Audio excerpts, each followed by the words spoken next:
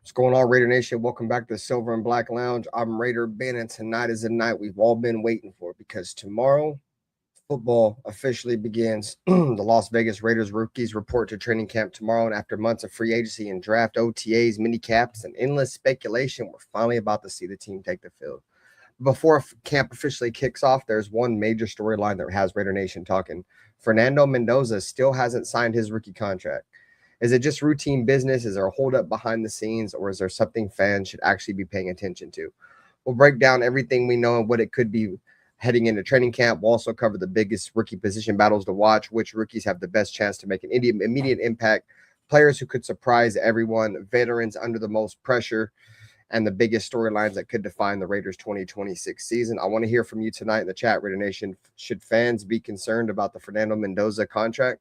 Drop your thoughts in the chat, and throughout the show, we'll be reading your comments live. If you're just finding the channel, don't forget to smash the like button, subscribe, and turn on post notifications so you never miss another Raiders live stream. And if you even want more exclusive content, members-only live streams, film breakdowns, and live behind-the-scenes content, consider becoming a member of the Silver Black Lounge. It starts at $2.99 a month and helps support everything we do. We've got a lot to talk about, so grab your drink, settle in, and let's kick off training camp Eve the right way.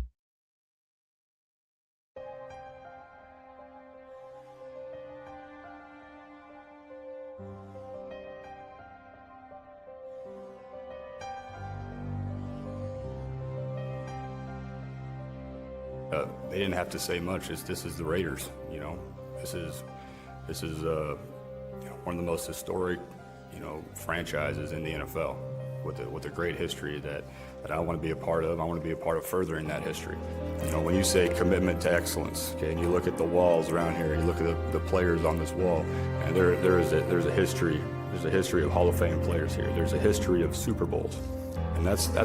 And with all this situation and all this shit I went through, the biggest thing that I took from it is I don't give a what everybody has to say. Truly, I really don't give a. Play clock down to 1. Williams batted up in the air, and it is picked. Clear speed. He has been a beast. That this is a game psychologically of intimidation and of fear. I don't mean cowardly fear, but fear. But the Chargers and all those teams. To be honest, I don't like any of them. I hate all teams. The other team's quarterback must go down, and he must go down hard. But the Chargers. What I call the vertical game. We were going to stretch the field vertical. When we came out of the huddle, we weren't looking for first downs. We didn't want to move the chains. We wanted touchdowns. We wanted the big play, the quick strike. It's number one to say you want to do that. It's number two to say that you have the players to do it, but it's number three to do it. Hard. Try not to make mistakes, but don't worry about mistakes because there's only one thing that counts. Just win. Your commitment to excellence and your will to win will endure forever. You were magnificent.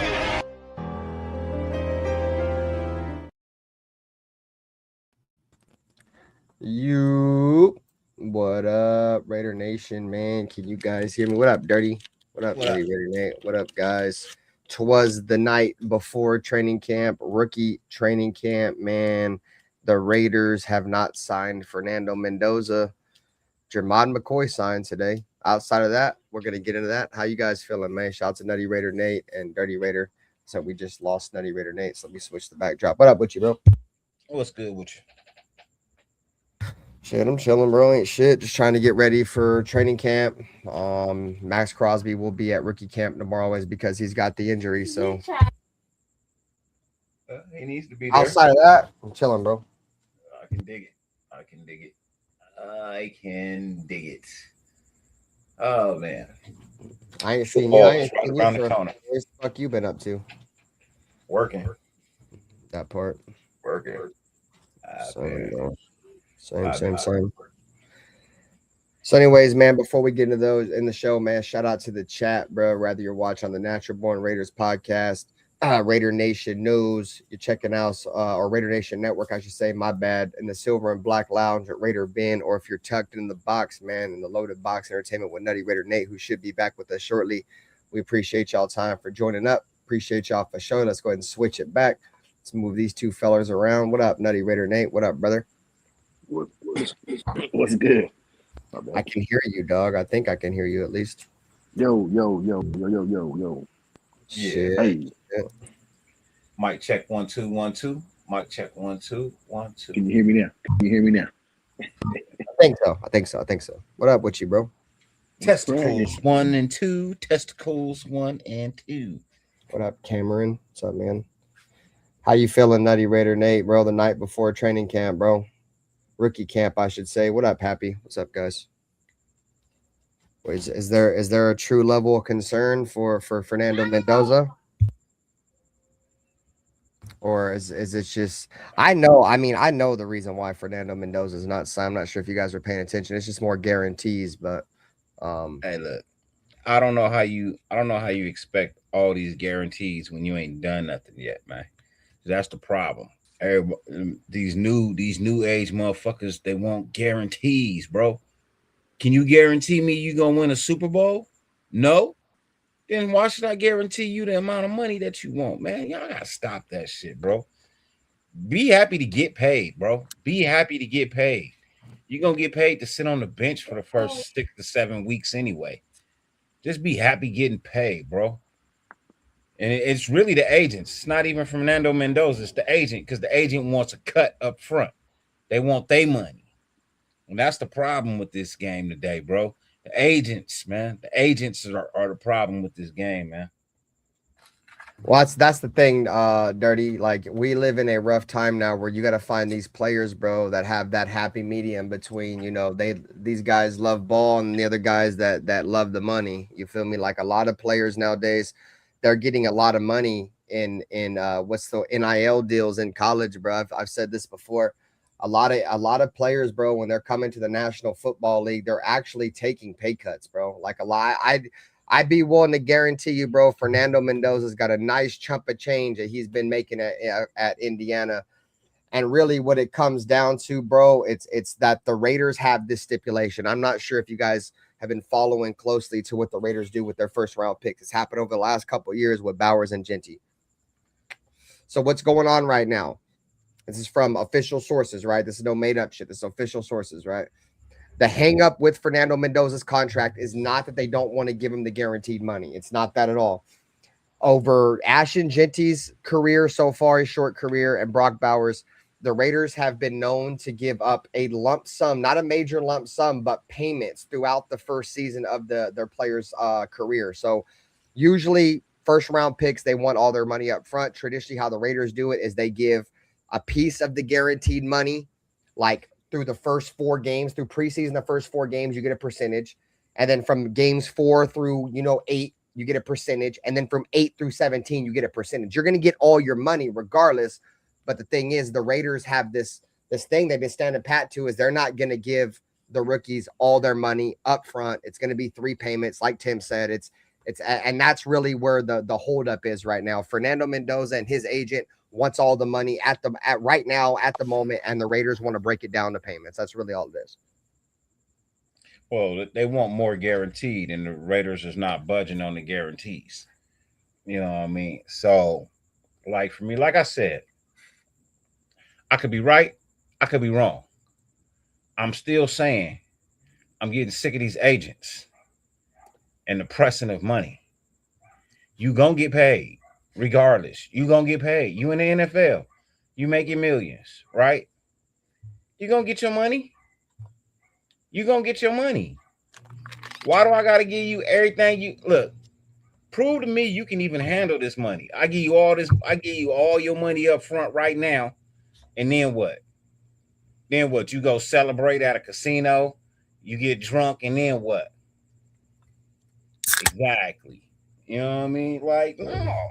And I'm not saying Mendoza would do that, but at the same time, man, bro, take the field. Do something first.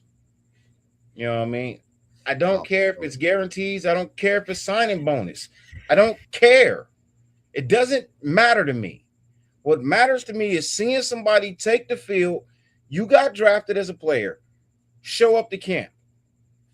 Show up to camp. I don't give a shit about your money. Show up to camp. No, see, this is the thing. I think the Raiders have a little bit of Jamarcus Russell PTSD as well. You guys know what happened. We gave Jamarcus Russell all that bread, first overall pick, and obviously he fucked it off and didn't really do anything for the Raiders. So I think a little bit may have to do with that too. Before we go any further, man, shout out to the chat, bro. We got John Leon in here. We got Raider Tim in here. Saludos, Alfredo, Anthony Estrada. What up? What you, man? Charm City. Appreciate all you guys, bro. It's a little late night pop-up live. You feel me? But we here, man. We're going to talk Raider ball. Like I said, with the Raiders reporting to camp tomorrow. Rookies. What up, Rosetown? Max Crosby will be there as well, as Max Crosby is coming back from the injury. One person I know that's coming back from injury that I did not hear that's going to be there tomorrow, and it's going to be interesting to see if he's even available for veteran camp, which veterans report on the 28th, is Nakobe Dean. So I don't know if Nakobe Dean is going to report tomorrow too, because he's obviously coming off an injury, or He's what healthy exactly. too, by the way. Huh? He's 100%. He's 100% healthy, by the way. Well, fuck. Hopefully, bro. That would do a lot No, there is no hope. I'm telling you, he's 100% healthy. He's ready to go. Need him to be 100%, bro. He's ready to go. He is ready. He is 100% ready to go. I think the question with that is more of how long is he going to be ready to go? You feel me? Like that's really the issue. Like I have a lot of hope for Nakobe Dean, but history tends to show that he struggles a little bit. And if we're being honest, what up, Raider Pete? If we're being 100% honest, man, I honestly couldn't tell you how long he was going to be able to be at 100% and play. You know what I mean? Because our linebacking depth is so bad. You know what I mean? Like we don't really have a lot of linebackers, so the chances of him being on the field a lot longer could increase the chances of him getting hurt. I hope he don't get hurt. But if we don't bring in at least one or two more linebackers, yeah, he may not hold up through the season. We were talking about the other night, bro. We were talking about the possibility of possibly kicking the tires on Bobby Wagner. Bobby Wagner, Von Miller, either one of them. Jamal Adams, bring him back. Yeah, I mean, what's the other dude we had? Bring him. Who's the other guy? Devin White. Bring Devin White back. Bro, we literally just had this same conversation yesterday on the show, bro. I'm definitely with bringing Devin White and Jamal Adams back just as depth guys, bro. Bro, we got two starting caliber middle linebackers, bro. If one of those dudes goes down, bro, we're stuck with Cody Lindenberg and Tommy Eichenberg, the revenge of the Bergs. You know what I'm saying? So that worries me a little bit. I'd be lying if I said it didn't worry me a little bit. I believe it was Tommy Eichenberg or was it Cody? One of them was really good on special teams. He was a Pro Bowler special team. I forget if it was the Leichenberg or the Eichenberg, but it was one of them. But, in terms of, putting starter reps out there for a significant amount of time, nah, bro, I'm not in on that shit at all. I do expect that the Raiders will kick the tires on a veteran linebacker. I do think there's probably going to be a couple more additions as we get into camp. So, but I definitely would be excited for like a Bobby Wagner signing. I get you on a Bobby Wagner. My only issue is Bobby Wagner is right around the same age as Jamal Adams. You know what I mean? If we're being honest. I mean, he's old as shit, but so is Von Miller. Von Miller old as shit too. Yeah, but if you look at it, younger than Von Miller, if I'm not mistaken. I don't know, but if we look at the two, Von Miller's not going to play linebacker. He's going to be closer to the line. He's going to be right there closer to the line. Either be opposite of Max Crosby or he's going to be, something. You know what I mean? In that capacity. But Bobby Wagner, now that's a different story, because I feel like at this point in time in Von Miller's career, he's okay with, coming off the bench. I don't think Bobby Wagner is.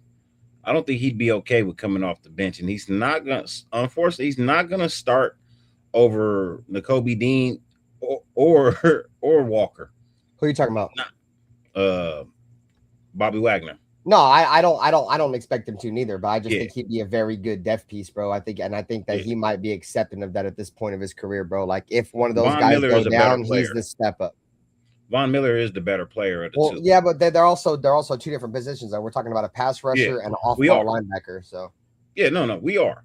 But if we're weighing out careers, Von Miller has had more success and is actually proven to be a better player. And I'm not trying to take anything from Wagner. I still think Wagner is a beast. You know what I mean? I think he's a very good player. Wagner's a perennial All-Pro with multiple Super Bowl appearances. And just like Von Miller, I mean, they're both pretty much equal in their own right, unfortunately, in my opinion. Yeah, and Von Miller is a Hall of Famer. So no, Bobby Wagner should be a Hall of Famer. He should be. I don't see a reason to hold him out. I mean, but if we talking, let's talk first ballot. If we talking first ballot, it's gonna be Von Miller. Bobby Wagner's gonna have an actual shot at first ballot Hall of Fame too, bro. I truly He'll have believe a that. shot. Name another linebacker, inside linebacker over the last 12 years that's been more dominant than Bobby Wagner. I mean, there's not many. You know what I mean? The only dude you're probably gonna put in there that's been up on Bobby Wagner's level over as long as he's been is what's his face? The dude from the Niners. I can't think of his name. It's slipping my tongue right now. What's his name? Frank Warner.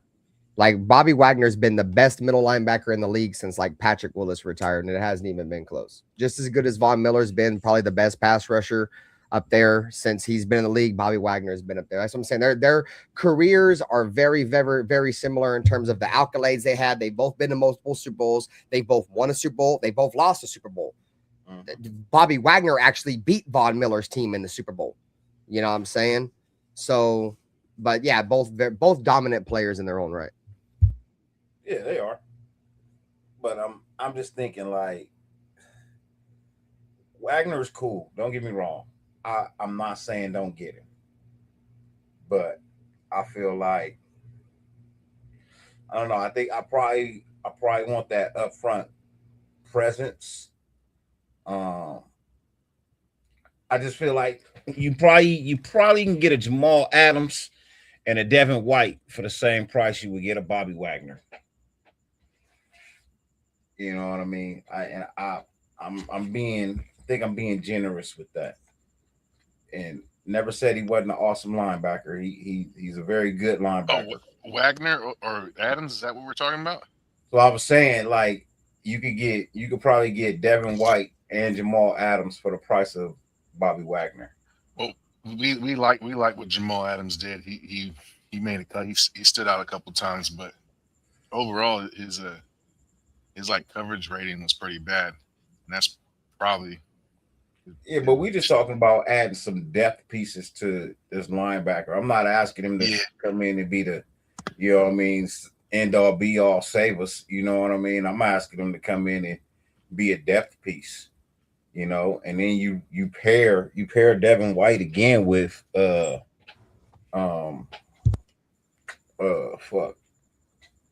why can't I remember his name right now? Quay Walker or no, N'Kobe Dean. Oh, Dean.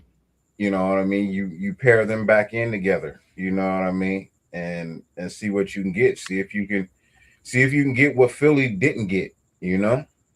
Do you know if he wants to come back? You know if White wants to come back after getting shoot out by Max Crosby on the sideline last year? Hey, look. Shit happens, right? I'm just asking. If ain't nobody else gonna give you a shot, and we will, you ain't gonna come back. I ain't trying to start nothing. I ain't trying to end nothing.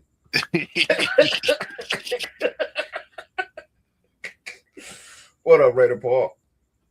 What up, Raider Paul? What up with you, bro? What up, Alec M? What up, I'm just saying, like, you know, thinking of the money, you know, thinking if I can get two players for the price of one, you know, that's just my thought process. You know, I'm always about saving a buck and getting, you know, more in return. So I'm frugal as fuck. You ain't gotta tell me shit.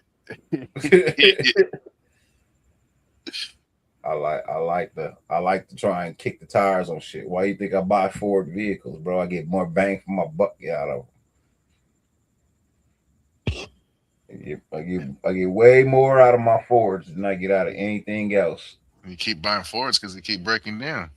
No, I don't. Bro, I trade. Baby. I'm Built not like a rock. buying them because they're breaking down. I trade them in. Built like a rock. I trade mine in every 4 You know years. what Ford stands for? Found on the road dead. Fucked over, rebuild, Dodge. First on race day. I'm a Chevy baby. Hey, that's fine. I just like trading mine in every 4 years for a new car.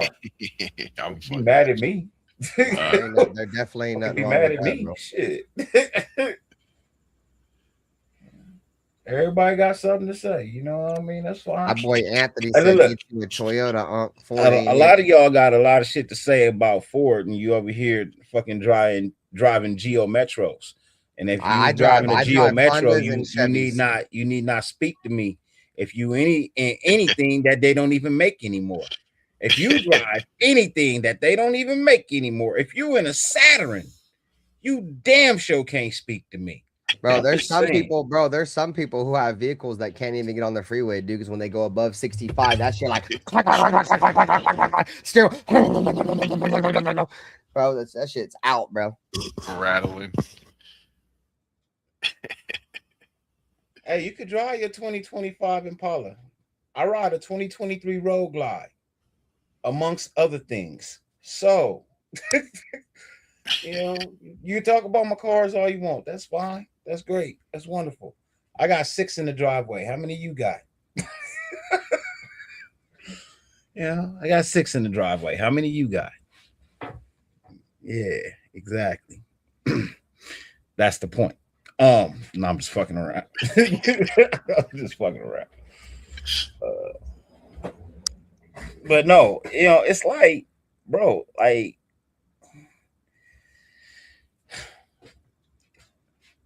this team right here, right?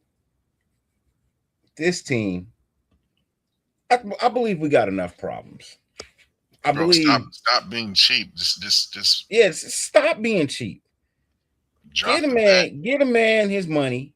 I'm not saying give him all his money, but the agent needs to stop being a douchebag too and quit asking for more. We structured a payment plan for you. Okay? Now, if you can't live with that, that's on you. If you ain't got no other clients other than Fernando Mendoza and you're relying on that money, then that's a problem for you as an agent. But don't make that a problem for the nation.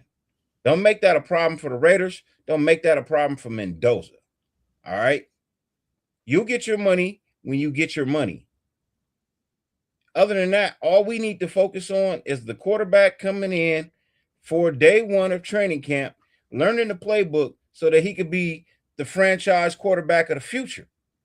Now, if that ain't the game plan and you all about getting your money, then you know what? You are the puzzle piece that Mendoza needs to get rid of. You know what I would respect if Mendoza did? If showed up anyway. That too. He held in, and then also if he went and fired his agent. Yeah. Like, fuck out of here. I'm a Raider, baby. Fucking slowing up the process. You're fired. Alfredo, there's a BMW 330i in my driveway, so there are imported cars too. Don't trip. Motherfuckers should be worried about losing their job right now, losing the whole contract in general. In general. But fuck your 10%, 15% or whatever, bro. Like, you might just get cut off. You fuck my you shit might up. you might just get nothing. I respect the hell out of that. He'd be goated after that in my book.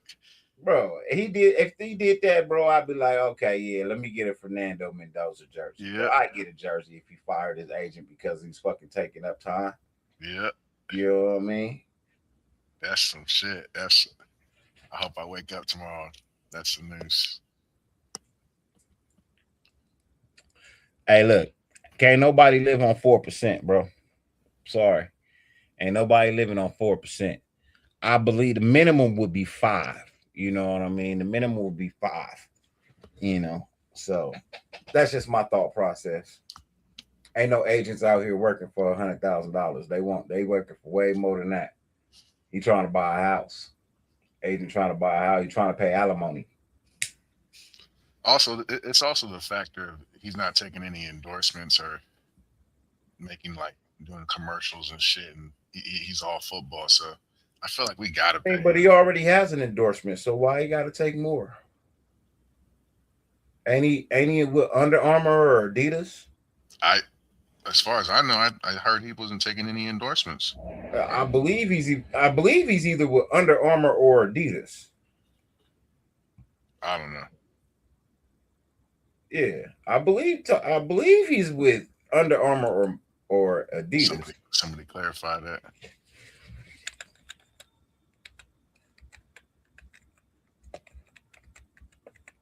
All right, I'm gonna do some shit real quick. Girl's kind of stressed out. I'm not gonna lie. All right, so I mean, I'm not, to be honest with you guys, bro. I do believe the whole Fernando Mendoza shit will get figured out in the morning. I think before they have to actually report, I think the Raiders will get it done.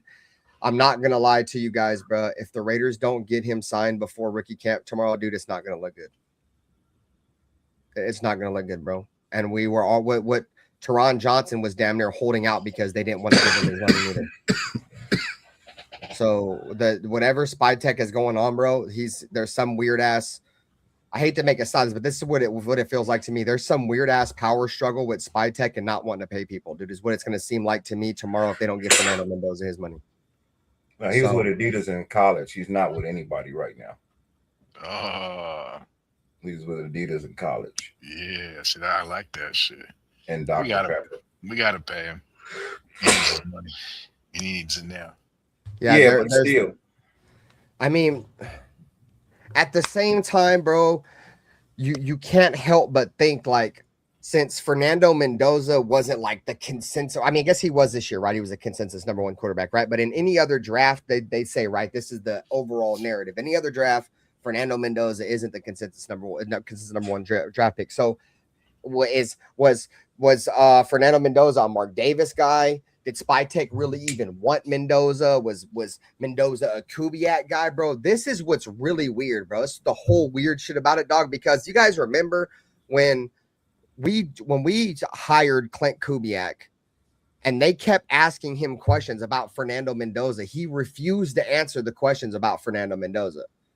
And some of us thought either one, it was they don't want to give their hand, or two, Kubiak don't really want Mendoza. And it's starting to get really fucking weird, bro, because I said this a couple streams ago. Clint Kubiak said everything had to be earned and nothing was given, right? They had to earn the shield, all this shit, right? But from what we've been hearing all offseason and going into training camp this week is that Kirk Cousins has been given the starter job by default or whatever. I don't give a shit. But I thought people had to earn this. So now my conspiracy theory ass is like, oh, well, now they're not going to pay Mendoza, so they'll have a reason to say, oh, well, this is why Kirk Cousins won the starting job, and Fernando Mendoza is not even going to get a fucking chance to compete for the starting job because Clint Kubiak already has his fucking eyes on Cousins. Well, in essence. But I start getting the conspiracy theories, bro, and I go down these crazy ass rabbit holes of Raider shit, bro. And this shit is, if he's not signed by the time they have to report to training camp in the morning, if he's not signed tonight, something's not right, period. Well, in essence, you're going to hate this, but Kirk Cousins has earned the starting job. Why? He's been in the NFL longer. He's done more. He knows the play system. He knows the system. He knows the playbook. In essence, the work that he has put in the NFL entitles him to the starting position until proven otherwise. That is earned. It's not given to him. He's not a rookie. He's not just being, his first year in the NFL and all of a sudden, everybody. So, in essence, he has earned the right to be a starting quarterback. Just because we don't feel that way doesn't make it untrue. The fact of the matter is, I don't feel that way. I mean, he probably is good enough to be the starter. I just don't like the fact. I mean, because right there, Dirty, you just went on everything I just said. So pretty much he didn't have to really earn it except for the fact that what he's already done in the league, which was nothing with the Raiders. We've seen plenty of other quarterbacks come in and do other things for other teams and do nothing for the Raiders. So this dude hasn't done nothing for the Raiders yet. According not and you're on a team with the first overall pick that also hasn't done nothing. But your future is way more invested than number 1 overall pick that has done nothing. So you would think the logical decision would be to start the number 1 overall pick and see what you got. I mean, that's just me though. If he earns it, though, like I said, if that's where I fucked up with that statement right there. If Fernando Mendoza goes out there in training camp and in preseason and he looks significantly better than Kirk Cousins, there's no way you start Kirk Cousins, bro. There's absolutely no way. So even I don't care if it's rookies or not, bro. If he's outperforming this guy in practice, there's no way the guy that's outperforming the rest of the group doesn't get the starting nod because how you practice is what you put on game day. Well, from my understanding, Kirk Cousins has been outperforming Mendoza at camp. Reason being, where'd you hear that from? So, I heard it all throughout rookie mini camp that Kirk Cousins. Those are mini camps. Dirty Pad's about to get no. Hold on, listen. I also hold heard on. AOC was tearing it up. So that part. Shout out to AOC, my man's. AOC was tearing it up too. But here's the thing: both AOC and Kirk Cousins know how to play under center. Fernando Mendoza does not. He's struggling with playing under center because it's not normal for him. Yeah. I said this was going to be a problem before we even drafted him. Yeah. He doesn't sound confident when you know what I mean? So, yes, Kirk Cousins is technically right now a better quarterback. Fernando Mendoza has the possibility of being higher, you know what I mean, and getting better. But he's got to learn to play under center, bro. You know what I mean? What up with you, Reezy Rock? This is my thing, Dirty. It's like if and I get it, bro. So Black brought it to our attention. Shout out to Black, man. You feel me? He brought it to our attention that one day. I didn't know that Matt Schaub was injured that year that Derek Carr came in. But even whatever, bro. I mean, Matt Schaub was still out there playing, bro. If dude, when Derek Carr came into the same situation as a second round pick, obviously a number 1 overall pick, but was coming to a situation where he wasn't expected to be the starter. He was expected to sit behind Matt Schaub as a second round pick and try to learn from the veteran quarterback and whatever, injury, whatever, dog. I'm not saying injuries, but Derek Carr went out there and outperformed Matt Schaub all through the mini camps, all throughout the training camps, and then got in the preseason and outperformed him. So the point I'm trying to make is if I'm trying to win, bro, I want to win now. You feel me? And I want the quarterback that gives us the best chance to win now. But I also know that the Raiders are investing in the future because they have a young quarterback. But if the young quarterback can come out and outperform the veteran in year 1, and it gives the coaching staff the best opportunity to win now, which you have to win now, bro, for the most part in the NFL, bro, especially with the Raiders, bro. They turn coaches like the way I turn my draws. You feel me? But so that's the only point I'm making, bro, is who let the best man win. I'm with Cousins starting. I'm with Fernando Mendoza starting. But I want the job to be earned. I want there to be competition. You feel me? I'll be fine with AOC if it's the fucking best product. See that, and I was gonna get to that, Dirty. Yeah, that part. You know, like all I want to see is the best product. I don't care what the name of the quarterback is. I just want to see the best product. If it's Kirk Cousins, fine. Still medic. Get the wins. If it's Mendoza, cool, fine. Get the wins. If it's AOC, I like that. Cool, Reese. fine. Get the wins. And another thing, AOC, change your fucking number, bro.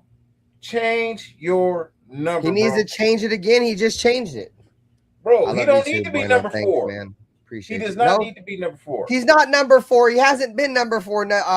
Dirty. He's been number 12 for the last 2 years. He changed it from number 4. He was number 12 last year. All right, cool. Number 4 was he was his best year. Yeah, number 4 was under Josh McDaniels because Josh McDaniels said you have to wear number 4 and we'll draft you. So he wore number 4.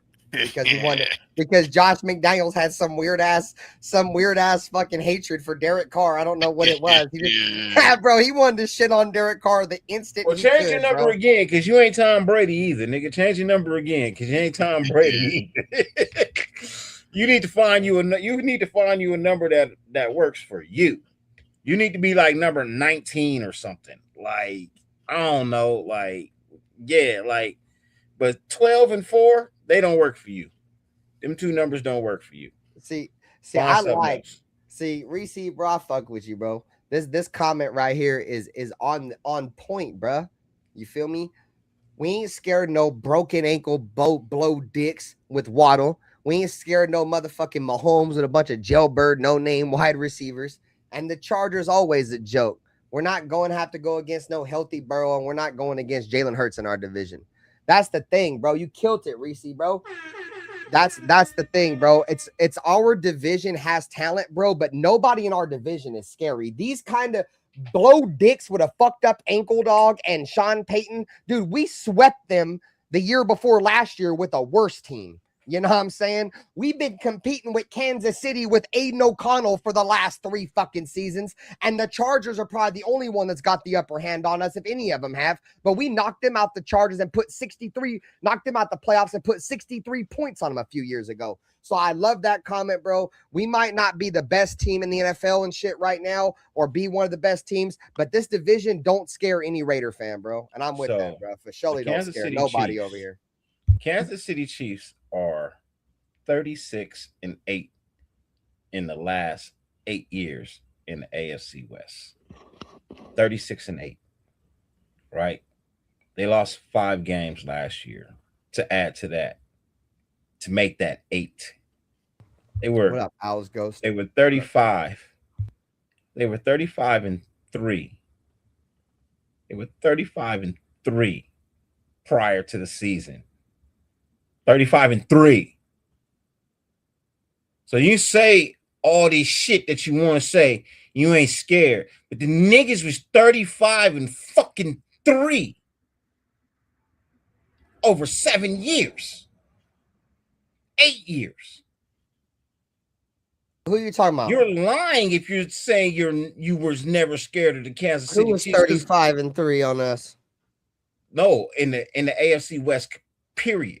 Oh no, yeah. I mean, for the last few years, at 35-3, bro. That's fucking what? That's 38 games. They were 35-3.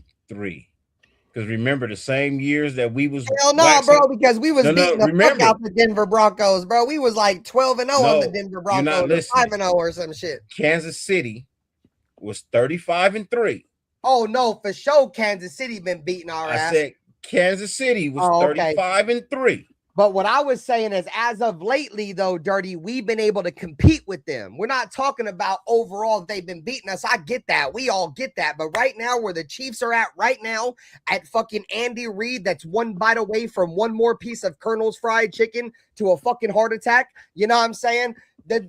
And Mahomes, who's not going to get any better. He just fucking destroyed his knee at the end of the season. He's not going to be ready by week 1. You know what I'm saying? Like, we can't compete with them right now, bro. This is the time to beat the shit out of them. And we've been beating them and having a chance to beat them with Aiden O'Connell, who a lot of people think isn't even a fucking starting quarterback in the league. So, do you honestly think Kansas City is going to follow up last year with a repeat? I don't know. I don't know. At some point, every team reaches its pinnacle, dude. I mean, we've seen the New England Patriots do it, dude. We've seen I know that. I teams understand reach their pinnacle. It happened. They had the exact same record as us in the AFC West last year, 1-5. Right? They had the exact same record as us in the AFC West last year. They were 1-5, just like us. Right? They one win was against us. Our one win was against them. We split. We got waxed by everybody else, right? Just like they did. So, with that, right? When you look at it like that, do you really think Kansas City is going to be 1-5 in the AFC West again? They're not, bro. They're talent-wise, Dirty. I hate to say this. Well, I love to say this. I hate to say it because we're arguing about it, right? Or debating, right? But their team, they don't have very much talent, Dirty. They just traded both of their fucking corners. One of them was an all-pro corner. You know what I'm saying? They have no wide receivers, dude. Rashid Rice is probably going to go to jail. You feel me? Like, they got Kenneth Walker. Yeah, that's gravy and all. But what do you guys think the chances they are? They got Kelsey, but Kelsey's pushing 40. Like, I don't really know how old he is, but he's old as piss. He's like, I think the only reason why Kelsey didn't retire this year is because he lost to the Raiders and he didn't want to go out on a loss to the Raiders. You know what I'm saying? Yeah, Otherwise, Kelsey would have fucking retired. I promise you, if the Chiefs would have beat the Raiders that night, he would have fucking retired. But since they lost, he wants to run it back. He wants to get that dub.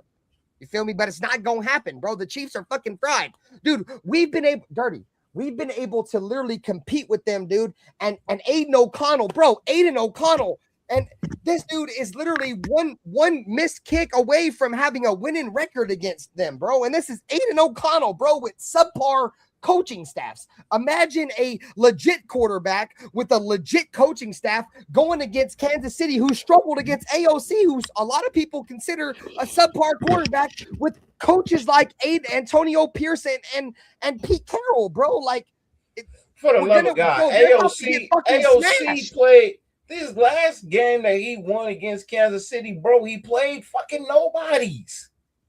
He played nobody. I don't care though, Dirty. I hear you. I love you, bro, but I don't care. He won the game. He didn't, and he's not even. Look, he only won the game because he was the quarterback, but he didn't win the game. What up, Kabizi? What up, 2 cents? He won the game. He didn't win the game. He was the starting quarterback. Do shit. He Dirty. did not, bro. Dirty. Look at the stats.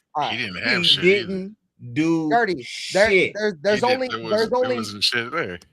There's only two positions and staffs that the actual win-loss record. Just listen, I'm not talking about the actual win or the actual loss. I'm talking about the metric, and that is the stat, right? Wins and losses. The only thing that matters for a quarterback in the NFL, and the only stat that counts for them, is wins and losses. They don't care how you did it. They don't care when you did it. They just care that you have more wins than losses. And at the end of the day, that's all I care about, dude. I don't care if the defense had 3 pick sixes, 20 pick sixes, and Aiden O'Connell threw 20 interceptions. I don't care. At the end of the day, he's the starting quarterback. He's the captain of my team. He's the dude that leads my troops to war. And yes, he might not have his best game, but that's why he's got his troops behind him to have his back. Football is the ultimate team game. And at the end of the day, your quarterback at times ain't going to have his best game. But guess what? That's why his teammates and his brethren have his fucking back. And there ain't no quarterback that the Raiders team as a whole, in my opinion, has rallied around and tried to win for since Derek Carr, except Aiden O'Connell, goddammit. And I'm going to shut up now. They fucking love Aiden, bro. Like, as much as Aiden has his flaws, that locker room fucking loves Aiden O'Connell, bro. Okay. So he's got that. Aiden O'Connell's got the locker room on his side. Okay. At least that's just my opinion. But I went on a tangent. Y'all do y'all thuggy. What do you think the chances are of Kansas City picking up Tyreek Hill? Slim to none. Is that? Hit the like button. Slim to none, truthfully. I don't know if Tyreek Hill goes back. Got Raider Jeff, love you, brother. Solid. I don't even know if Tyreek Hill plays this year, honestly, bro. You know what I mean? And if he do, it's gonna be somewhere close to the trade deadline when he actually decides to sign with a team. That injury he took was terrible. It was a fucked up injury, right? And we got to see how he bounced back. You know what I mean? You got to see, bro. He got to go through some workouts. He gonna have to hold a camp or something, bro. Like, he gonna have to bring teams in to see him run and all that, bro. Like, that knee injury, bro. When I saw it, I said, "Ooh, that could be career ending." Bro, have you seen people say the one image that has floated around is photoshopped, and yes, I kind of agree with that, dude. But from what I'm hearing from like insiders, like Broncos insiders, bro, is that the way he broke his ankle is a true concern, bro, because he has ankle injuries coming out of college. We talking about Tyreek Hill. Oh, I'm talking about blow dicks. I'm sorry, yeah, bro. Yeah, no, we talking about Tyreek because he actually. Tyreek Hill. Oh yeah, Tyreek Hill. Yeah, he'd be lucky if he ever even plays football again, dude. Yeah, no, that's my thing. Like, he had the injury. What was that running back's name, Dirty, that came out of South Carolina? Was it Marshawn Lattimore? No, that was the corner. That was the corner that played for there was Lattimore, Marcus Lattimore. Bro, his injury was very similar to what Tyreek Hill did, bro. His whole shit just like rolled up because Tyreek Hill didn't just break it. It was more along the lines of that Tyrone. It was more along the lines of the Tyrone Wheatley. You know, I don't think I've seen Tyrone Wheatley's injury. I ain't gonna lie to you. He never came back from that. So, like, yeah, when your leg bends, like when your leg twists and contorts in that same style of directions, oh, brother, it's gonna be hard to come back. Brother, you know brother, I mean? it's gonna be hard to come back, brother. You know, but Miami, the place with all the doctors, the top doctors, let his ass go. I love you, Jeff. Take it easy, bro. I'll catch you on the flip. They let his ass go. So, all right, bro. So look, we're gonna play it real quick, little quick snapshot. Like I said, I'll edit out if I have to. I'm gonna play it real quick, so it's not gonna get us copyrighted.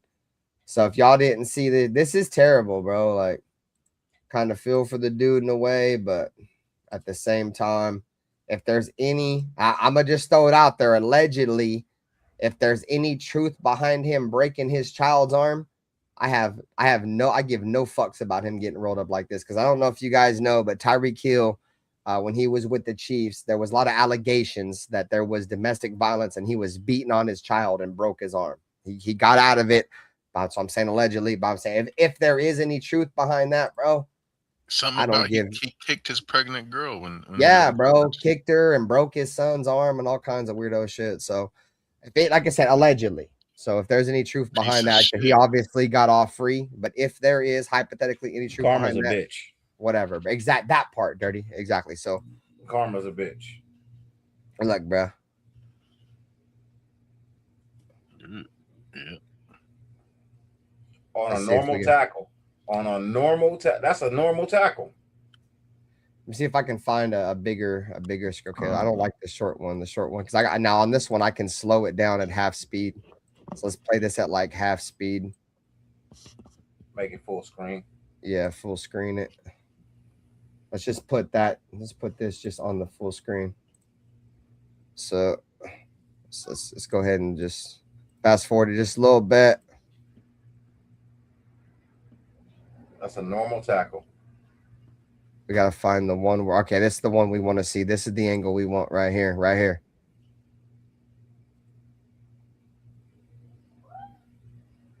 Look at that. Look at his left leg. Pay attention to his left leg, chat. We're going to rewind it. Left leg. He tried to plant.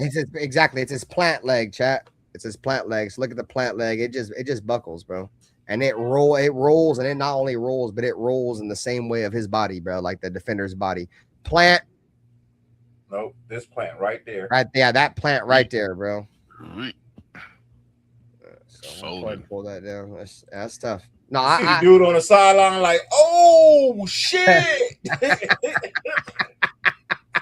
Dude on the sideline was like, oh shit. And you know what sucks about that, bro, is that since Tyreek Hill is pretty much more of a speed guy that relies on a lot of his lower body, dude, that is going to be that might end his career, bro. Yeah. He's not going to be Tyreek Hill anymore. And check this out, chat. This is the reason why a lot of people be like, bro, you got to be able to do it all as a receiver to have a long career. Because look, Tyreek Hill, bro, he was one of the elite receivers at one point. He was dominating the league, right? And look, one injury, bro. And he's not super old, bro. Wide receivers around this age, when they have other skill sets, they can continue their career. But at this point, dude, Tyreek Hill's only known for his speed. His career is over, dude. You know what I'm saying? One injury, bro, and it's over with. That's why the NFL stands for not for long, bro. Tyreek Hill went from being dominant just 4 years ago, 4 years ago, to one of the best wide receivers in the league. And this one injury, bro, is gonna completely end his. I don't feel like he's ever gonna be the same again. I think he's fried. I think his career's done. What up, Ralph? He needs some milk. That was a bad one. That was a bad one, bro. Marrow. He needs some marrow. Get that boy some marrow. He needs some marrow in them bones. I only brought him up because the the Chiefs don't really have any weapons over there. And No, this is my thing, Nate. Now, I'm glad you brought that up, bro. So people always, or I won't say always, but they've been making this argument, right? That, well, this has been the going argument. I won't say people, but this has been the going argument, right? For a lot of the offseason since the draft. The Raiders don't have that X receiver, right? That pure outside receiver. I don't want to compare us to Kansas City by any stretch of the imagination, but I just want you guys to take this into comparison. I forget exactly what year it was, but it was maybe like 4 or 5 years ago. It was before Patrick Mahomes, so the Alex Smith era, right? I believe they won the division that year and they went to the playoffs. They didn't catch one fucking touchdown by a wide receiver on that entire roster, bro. Every single touchdown was caught by tight ends and running backs and shit, bro. So the point I'm trying to make is that if the Raiders can go out in their first season, bro, this year and be somewhat, capable at play calling and quarterback managing the offense and tight ends and running backs catching the ball, I don't think we're really going to need a number one wide receiver. Well, that brings me to this question, Ben. I got a question for you. How would you feel if they moved Brock Bowers from tight end to wide receiver and made him the number one wide receiver?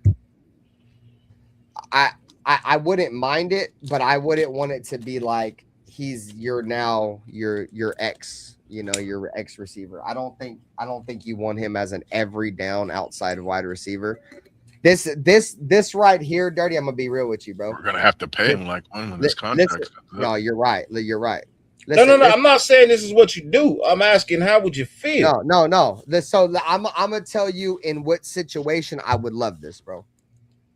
This right here, I'm gonna keep it a beather with y'all, bro. This right here, I think, is how you're gonna get the best out of the Raiders, bro. This season, bro. Outside of running the football, the Raiders need to play Brock Bowers as a slot wide receiver, and they need to play Michael Mayer as a tight end. So when they come out and they want to run, you feel me, 3 wide receivers, 1 tight end, it needs to be Brock Bowers occupying that slot wide receiver role and Michael Mayer being your tight end, bro. And then either Jalen Naylor and Trey Tucker, Jack Best, Trey Tucker, Dante Thornton, whatever, bro. Whatever other entry you add there will be the other 2 receivers, bro. Because I honestly think Michael Mayer is a better receiver than Trey Tucker, is a better receiver than Jalen Naylor. You know what I'm saying? I would like him to go back to playing tight end. You know who else? You know who else thinks Brock Bowers and Raider Paul, you can say hell no all you want, bro, but Brock Bowers dominated college football, bro, in Georgia. 70% of his snaps playing as a slot wide receiver. So you can say whatever the hell you want, Raider Paul. You want to know who else? You want to know who else feels like Brock Bowers is a better wide receiver than a traditional true tight end set? Who's that? A guy by the name of Gruden. I haven't watched his shit yet. I heard I seen the interview with Scott Turner. So let me ask you. So Gruden did a breakdown. Okay. He did his AFC West breakdown. He did his AFC West breakdown, right? I haven't watched it yet, but I need to watch it. You know what I mean? And man, Lila, I sat here for an hour and 15 minutes. I watched it. You know what I mean? And it made a lot of fucking sense. I trust Gruden. If people don't know, me and Gruden share the same motherfucking birthday. So you can't get me. You can't get me to go against Gruden. We share the same motherfucking birthday. Shout out to 40 people, man. Hit the like button. 40 on all channels, man. Hit the like. So, you know what I mean? We both born on August 17th. So, you know what I mean? We share that birthday. So you can't get me to go against Gruden. But one thing I do know is Gruden knows football. He knows football like shit, like I know Harley Davidson sounds, right? So like I was looking at the breakdown and it does make sense. You know what I mean? It truly does, make sense when you look at it, right? For what the Raiders want to do, you're going to want to have that traditional tight end. You know what I mean? That guy who can really come up off the line and block. That's what Michael Mayers excels at. It may not be him going out catching all the passes or whatever, but I'll tell you this. He can block. He can fucking block, bro. I will say that all day long about Michael Mayer. Mayer can block. Oh, You know what I mean? So, and I'm not saying Brock Bowers can't, but I Brock think Bowers is an underrated blocker for sure. he's an underrated blocker. But I still feel like Michael Mayer is a better blocker, right?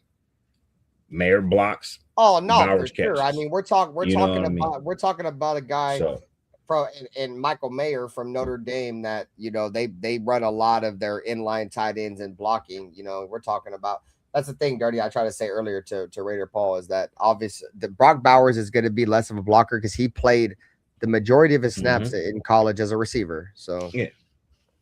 So you could honestly, I wouldn't be surprised if I seen Brock Bowers lining up as the number 1 wide receiver a lot often than not, bro. Just being honest, bro. you know what I think they're gonna do with him, Dirty? I think they're gonna Bring back Hunter Renfrow. Well, I like Hunter Renfro's wiggle, dude. Unfortunately, Hunter Renfro, I feel like if he don't run option routes, that's all Hunter Renfro's good at. You go back and watch his stint right there with the Raiders where he had all them receptions. John Gruden and Derek Carr, he ran nothing but option routes. That little zig weird ass cut that he did that lit up the NFL and had everybody hyped. Like that was called an option. That's called an option route. Yeah, so what he did was he was reading the coverage on what the defense was showing him pre-snap. And when he thought it was man, he cut it on an inside slant trying to beat man the option route. And if you don't know what an option route is, chat, an option route is where the slot corner primarily or the tight end gets to run their route dictating off what the defense shows them. So he thought it was man. So he ran slant, bang. He seen that it was zone and he tried to bail. And what he did is when he bailed and he spun around, he just happened to be so agile. And that's one thing that Hunter Renfrow is extremely good at. He's agile as fuck. He was able to make 20 steps in a second and burn that man. You know what I'm saying? Paul, I don't know who Jalen Nelson is. I know who Jalen Naylor is. I know who Jalen Naylor is. Nelson, I don't know who that is. But, so, no, I like Renfrow, bro. But if he's not running them options and choice routes, he just don't got it no more, bro. But I do. I had a lot of respect for Renfrow and what he did. He was a system guy, bro. He's a system guy. So Josh McDaniel ruined him. Josh McDaniel ruined the entire team, bro. He ruined Waller. He ruined fucking Josh Jacobs for sure. Josh Jacobs got ran out the building by Josh McDaniels. That nigga ruined his marriage. So I mean, bro, he was gonna help the team, and nigga ruined his own marriage. I'd be willing to go out on a limb and say, chat, that if Josh McDaniels never became the coach of the Raiders and it was anybody else, we wouldn't have Ashton Genty right now, and Josh Jacobs would be on his second contract. I'd be willing to bet the bag on that, bro.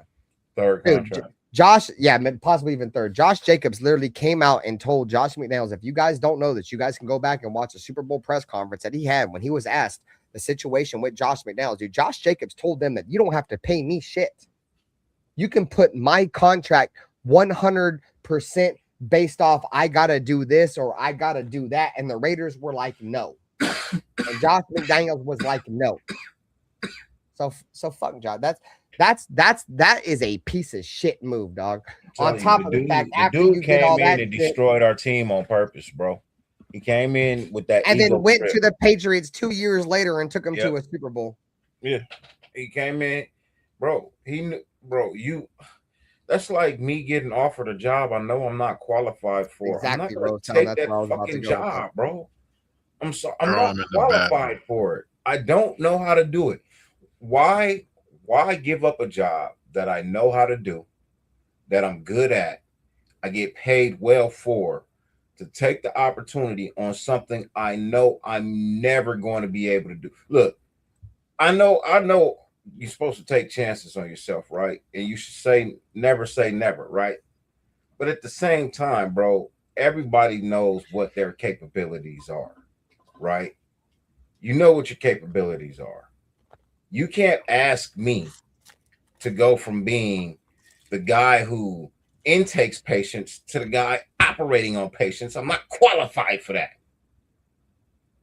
I'm not qualified to cut you open and put stitches in you and get you right and get your heart moving. And I'm not trained to do that. That's not in my category, right? So you got to look at it the same way. Josh McDaniels knew, and look, I'm not saying you don't bet on yourself, right? But bro, he knew because we all knew. We all knew he wasn't cut out to be a head coach. We saw that in Denver. We saw when you backed out of the deal to coach the Colts. Whatever story you say happened on the plane, so the fuck what? Hey, old buddy was trying to get Josh allegedly. Ursay was trying to get Josh McDaniels to bang his old lady, dog. Hey, allegedly. Look. They was all high you on can make cocaine, you can make up all kind of stories because none of us was there to see it, right? He can make up all kind of stories and say, "Oh, well, this is what happened." We don't know that. We wasn't there. That's he say, she say. You know what I mean? All we know is your track record ain't been good as a head coach. Denver had a really good football team. You fucked it up. Denver went to the playoffs like the year after with Tim Tebow? Like, bro, I believe it was the year after, bro. They won that fucking playoff game against the Steelers with Tim Tebow when Demaryius Thomas caught that walk-off. Bro, they were a playoff team before he got there. They were a playoff team immediately after he left. Hey, and old buddy, our new coach, man. Shout to Clint Kubiak. His father was on that Denver team that won that Super Bowl. You feel me? So as much as I hate Denver that won it, you feel me? The point I'm trying to make is our head coach comes from a pedigree of winning. He's seen what it takes, you feel me, to win a Super Bowl. Josh McDaniels should have never been the head coach, bro. Hey, and shout out to Gary Kubiak too, bro, because I remember a lot of the reason why I was worried that Clint Kubiak wasn't going to come to the Raiders, bro, was because Gary Kubiak was a Bronco. You feel me? Before that, he was a Houston Texan. Gary Kubiak revolutionized the outside zone running scheme, in my opinion, in what is the new age NFL. I mean, obviously, you're talking about Bill Walsh and the prior guys before him, right, that knew how to run outside zone, but that shit had kind of died off for a long time, and I felt like, fucking Kubiak, bro. His what's his name? Made Terrell Davis one of the best running backs ever. That's what I'm saying, bro. And he made Matt Shaw. I mean, not Matt Shaw, but Arian Foster. Arian Foster was one of the greatest running backs I've ever seen, bro. And underrated as fuck what he did for Houston, bro. But he executed that fucking outside zone running scheme to a T, dog. Gary Kubiak took that same fucking outside running scheme to Denver, bro, and just absolutely destroyed the league with it. Obviously, it wasn't all on Kubiak. He had a great defense around him, bro, but Tom Brady was in there firing that shit. I mean, it's just that zone running shit, bro, is something we're not good at, right? I get it, but we're getting a family tree of football knowledge that has historically ran the outside zone and the zone scheme in particular to a Super Bowl caliber level. So if I'm willing to put my eggs in one basket on any other coaching staff that we've brought in that has fumbled the bag trying to transition us from power to zone, I'm putting my fucking eggs in the basket of a man and a family that has traditionally had a very good Super Bowl winning historic turnover the league outside zone running scheme with the Gary Kubiak family, bro. Like the Kubiak family in general, Gary Kubiak, that's also tied to Kyle Shanahan, all these. Bro, they all run that shit extremely well, bro. The number one way to defend the 49ers, stop the outside zone. That's all they do, bro. And the Raiders are about, and I feel like that's how you beat teams, chat. You got to make teams defend the fucking edges, bro. If a team can't defend the perimeter, bro, expose it all fucking day. Because as soon as they stop that perimeter shit, now they have to decide if they're going to guard the cutback or any kind of inside breaking routes to the inside, or if they're going to continue to worry about that outside shit. I said before, bro, Clint Kubiak, the Kubiak family, very, very similar to what McVay does and what Andy Reid does. As soon as they find your weakest link, they're going to attack them, bro. And the Raiders are going to look to get outside the defense the entire game. The easiest way to beat a defense is to get outside of them, dude. Outside of them. That's why we got Mike Washington, bro. Like Mike Washington, bro, if they run him on an outside zone scheme, bro, and we get a block, he's got speed that is going to hit that hole and he's out that bitch, bro. So I'm excited for it, bro. Hey, look, so I was trying to ignore this, but I can't ignore this, bro. What's that? He did Raider Paul shit. McDaniels did nothing good. He did nothing good, bro.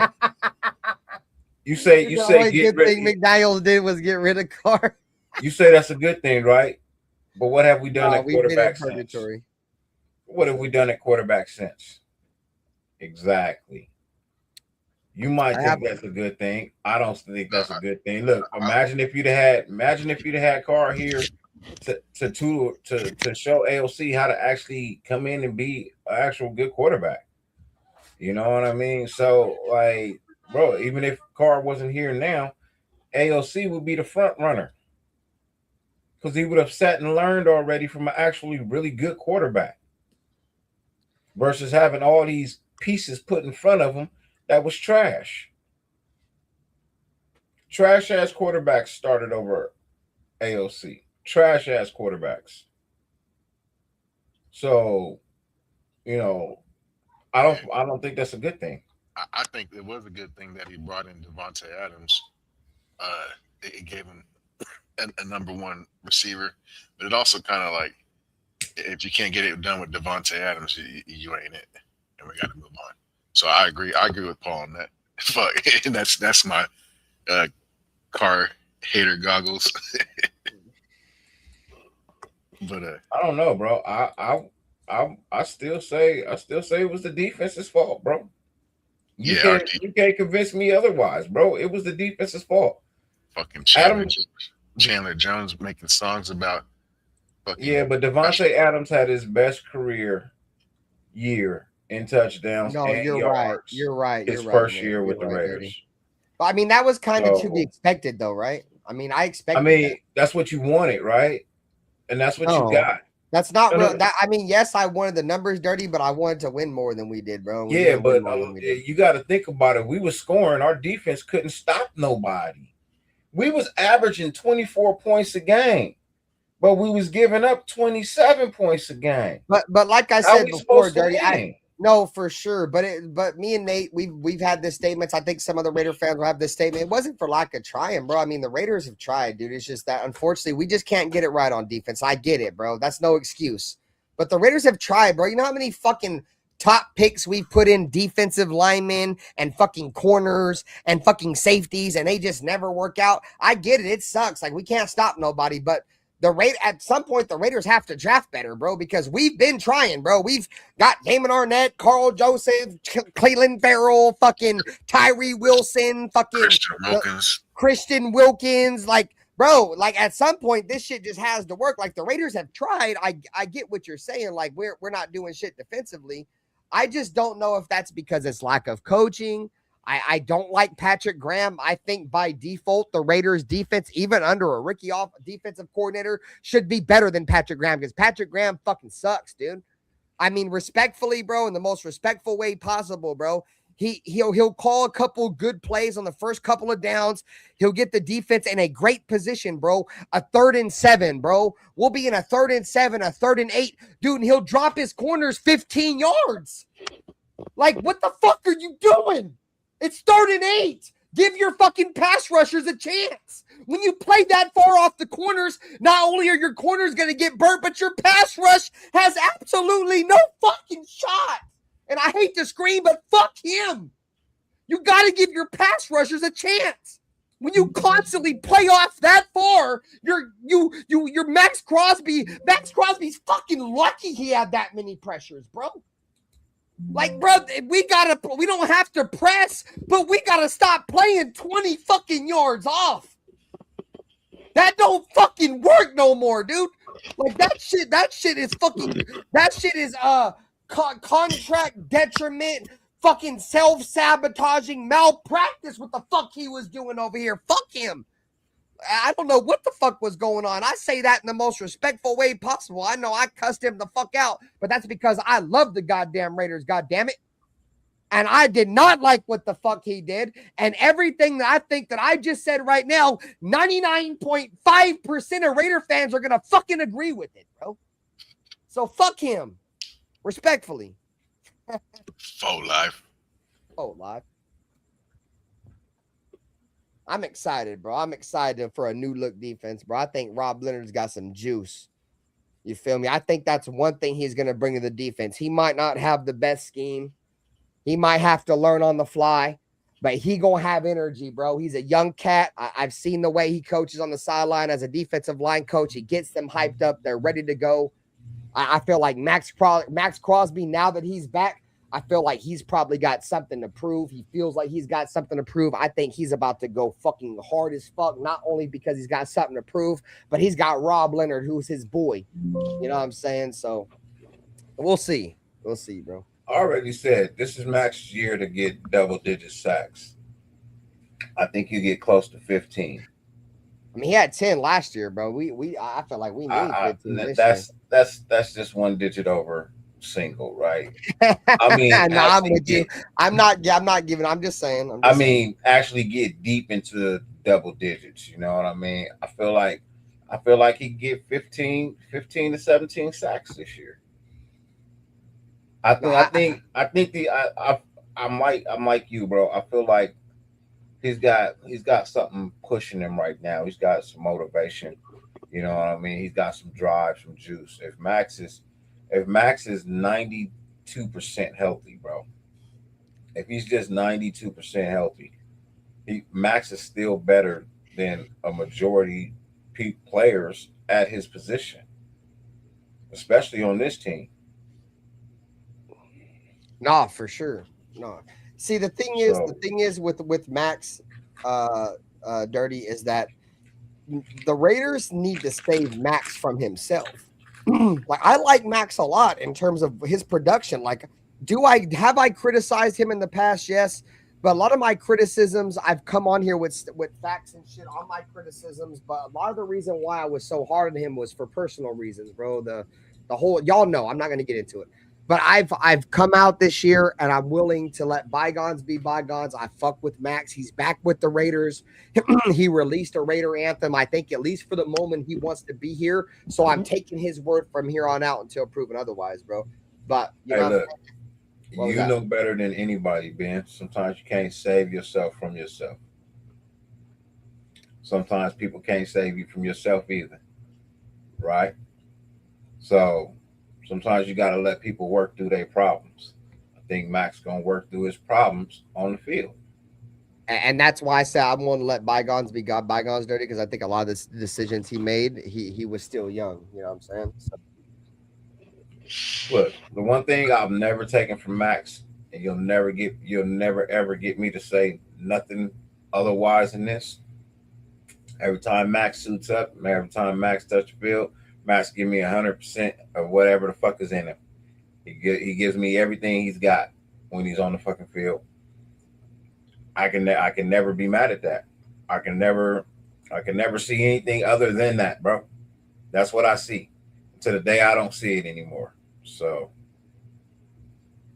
I think it's a good thing he's going in there with the rookies too. He's gonna set the standard for the youngsters and look, Max got high standards, bro. I don't know why people hate on him so much, bro. All he wants to do is win. Rookies report. What's so wrong with a motherfucker wanting to win? Hey, just so you know, I hate to cut you off, Dirty, but he's just asking when the rookies report. This was the night before rookie training camp, bro. So they report in the morning. That's the reason why the Fernando Mendoza shit's so hot right now, bro. Because the rookies are supposed to report in the morning, and Mendoza's not signed yet. So that's why I said earlier that I think if the Raiders don't find a way to get Mendoza signed before in the morning, you can rewind it a little bit, Bueno, if you want, because I don't want to go back on it. But if we don't find a way to sign Fernando Mendoza by the time they have to report to camp, I think it's going to be a problem. So, anyways, Dirty, go ahead, bro. No, let's talk about a player who did sign. I was going to say, yeah, that's a great point, bro. Thanks for bringing that up. I completely forgot about that, bro. That was supposed to be the start of the show. Sign and what that means. You know what I mean? So I've been saying, and I've been saying it for a while, that the reports I was getting was that McCoy was going to be fine. Everybody was telling me that his shit checked out and that he was going to be, okay to go. You know what I mean? And lo and behold, the Raiders, they gave him his money. He signed the deal. That only confirms to me that I think he's gonna be okay.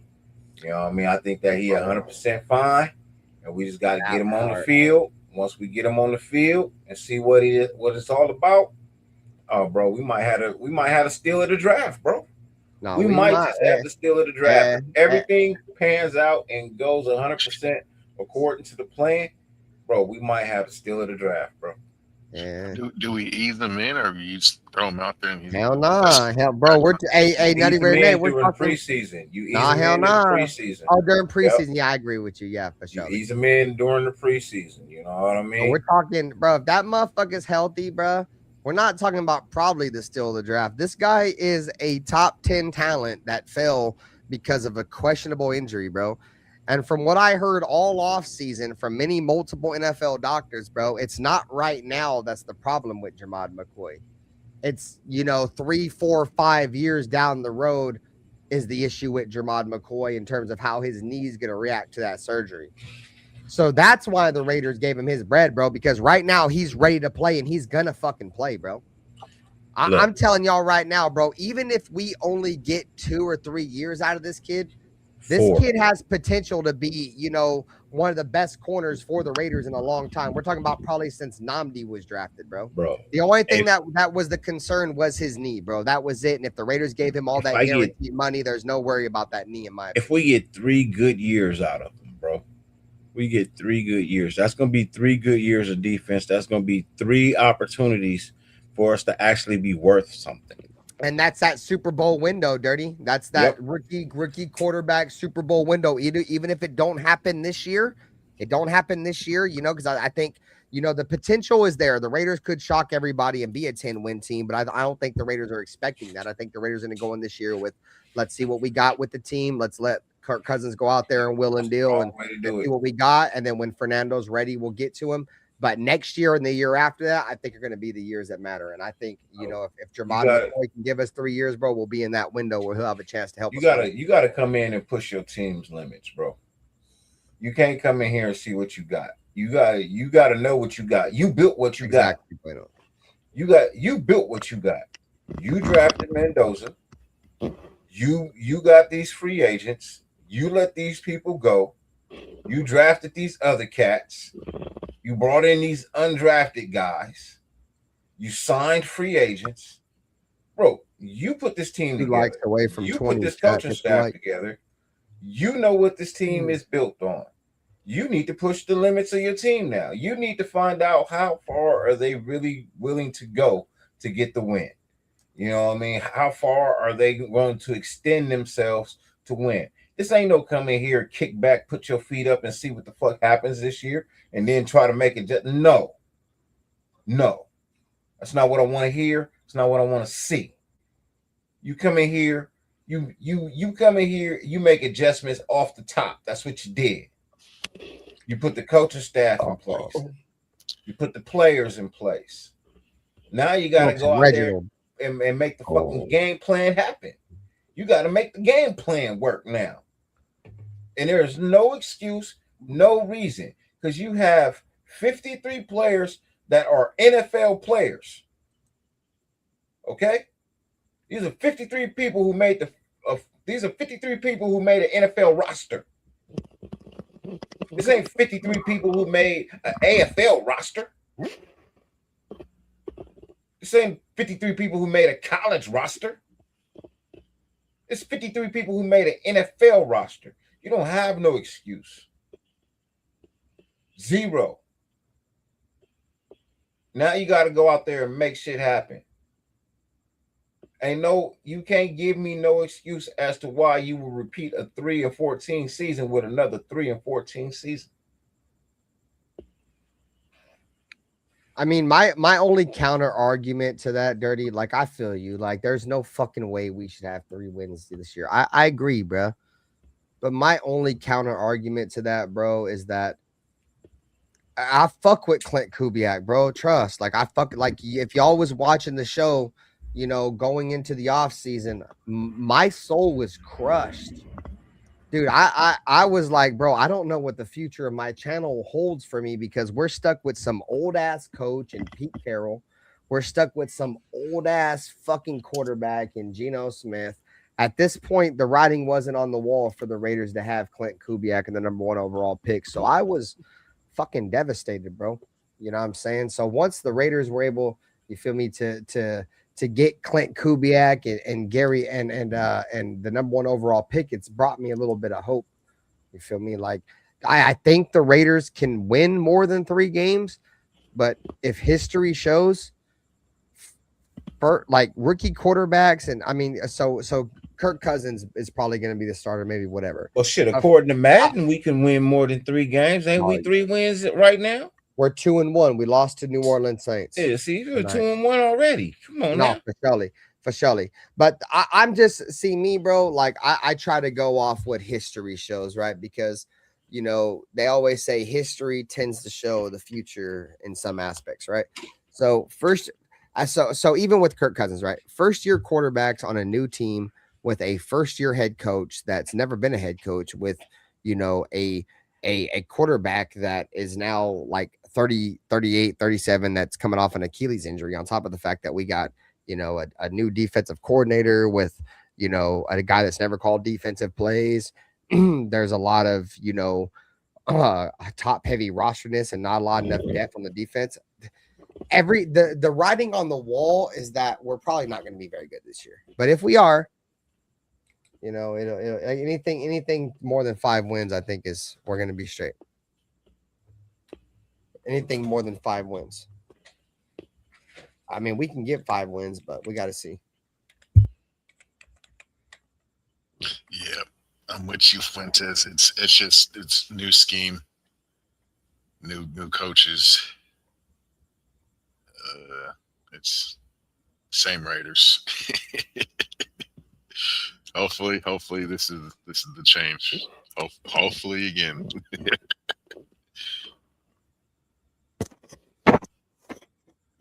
This time we did it right.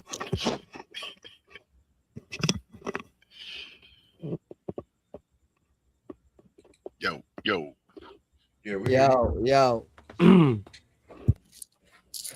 Okay.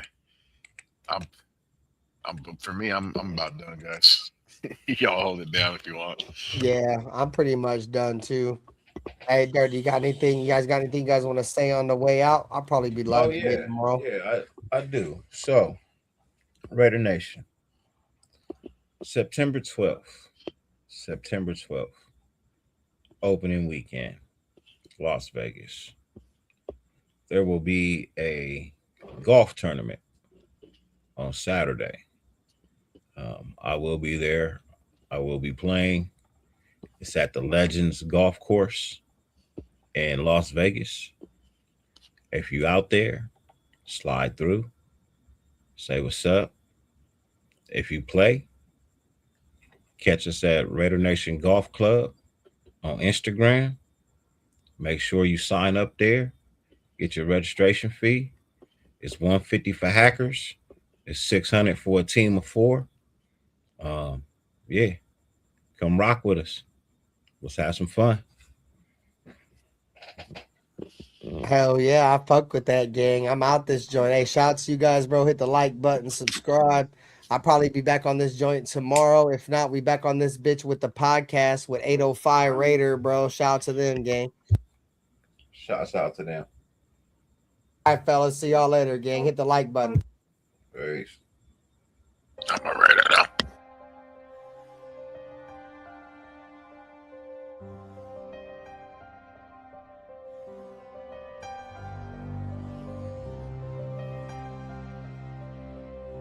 They didn't have to say much. This is the Raiders, you know.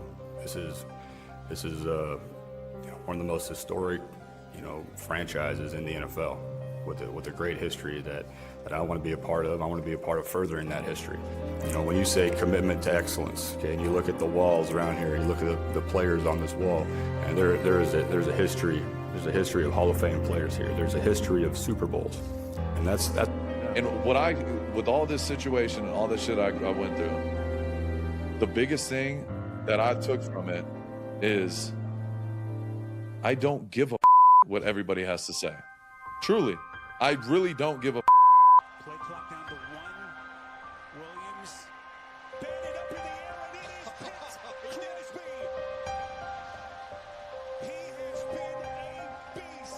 That this is a game psychologically of intimidation and of fear. I don't mean cowardly fear, but fear. But the Chargers and all those teams. To be honest, I don't like any of them. I hate all teams. The other team's quarterback must go down, and he must go down hard. But the Chargers. What I call the vertical game. We were going to stretch the field vertical. When we came out of the huddle, we weren't looking for first downs. We didn't want to move the chains. We wanted touchdowns. We wanted the big play, the quick strike. It's number one to say you want to do that. It's number two to say that you have the players to do it, but it's number three to do it. Hard. Try not to make mistakes, but don't worry about mistakes because there's only one thing that counts. Just win. Your commitment to excellence and your will to win